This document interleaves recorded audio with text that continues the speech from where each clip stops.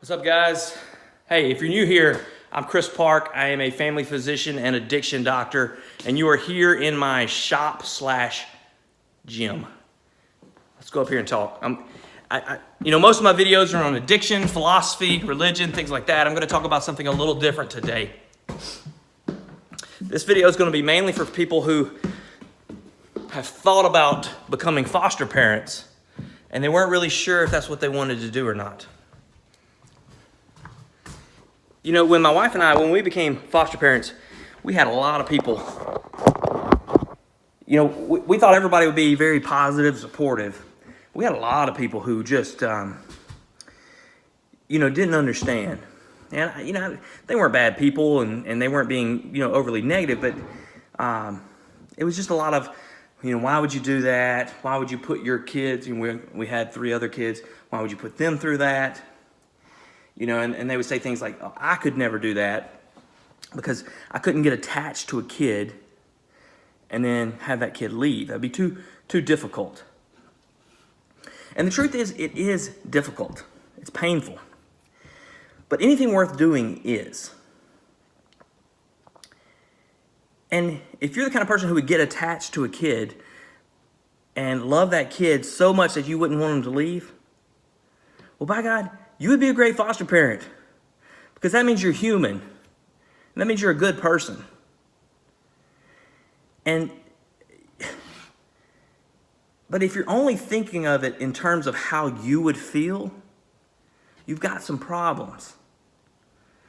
Because life isn't all about how you feel. And you don't become a foster parent to help you feel better. You become a foster parent to give these kids a home. A place where they can feel love and acceptance for whatever time that you've got them. And maybe that's just a few weeks, a few days, a few months, a few years. Maybe it's a lifetime. But that's why you do it. If you think about how hard it is to be a foster parent, and it is hard, it's maybe one of the most difficult things you could ever do in your life. The only thing more difficult that I can think of would be being a kid in the foster system. Your whole world's turned upside down, all right? Because to kids, even if all they've ever known is chaos, it's what they know. And so the devil you know is sometimes better than the devil you don't. That's why these kids need good homes, strong homes. And let me tell you something, you don't have to be perfect to be a foster parent. I'm not perfect, that's for sure. My wife is, but I'm not. And I'm probably not the one who should be shooting this video. It should probably be my wife because she does most of the work with the kids, But the point is, you don't have to think that you're like this great parent, right? You just have to be able to show love, support, give them a safe environment.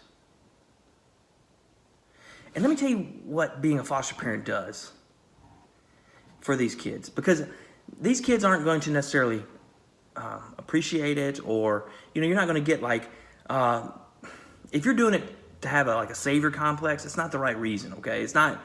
You're not going to succeed. Okay, you can't go in it thinking you're saving these kids. No, you're giving them a home. You're showing them love and security and acceptance. Okay, but let me tell you what it does. It breaks the cycle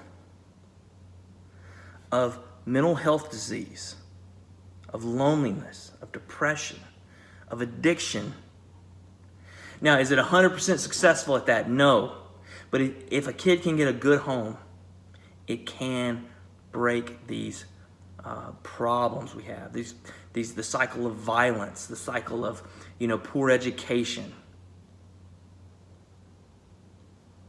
So I just want you to think about these things. And if you're on the fence, and I figure, if you randomly came across this video, maybe it's a sign from God. I don't know. I'll let you be the judge of that. Don't do it because I'm telling you to do it, all right? Because that's not what I'm saying here. I'm just wanting you to know that it's going to cost you something, but that's okay. Because it's a price worth paying. Look, our job And a lot of people, you may not get this from a lot of folks, but your purpose in life is to find meaning and have a meaningful life. Okay? I believe that. And there are dark places in this world. And sometimes you've got to go into those dark places and you've got to hold up a candle, just a small light. And that light is hope. All right, guys. Hope this was helpful. If you got any questions or comments, you know what to do. Thanks.